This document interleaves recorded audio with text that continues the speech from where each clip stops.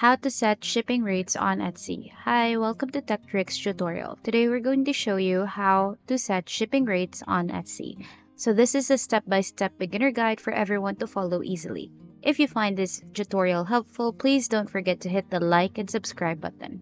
Now, let's get right into it.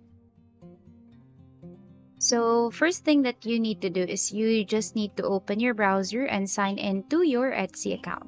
Once you've signed into your Etsy account, the next thing that you're going to do is that you're going to go to the left-hand side of your Etsy account. Make sure that this is the seller's account and not the buyer's account, by the way, guys. Now here, you just need to go to your settings. In the settings option, you will actually see shipping information right there, or shipping settings rather. So click on shipping settings. Once you've seen shipping settings, you just need to create a profile under your shipping profile. So add that one and then select the country of your origin.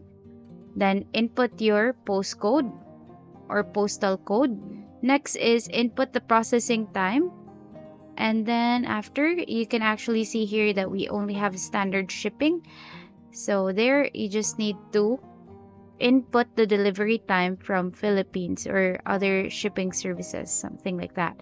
And whether you would like to charge it as a free shipping or a fixed price.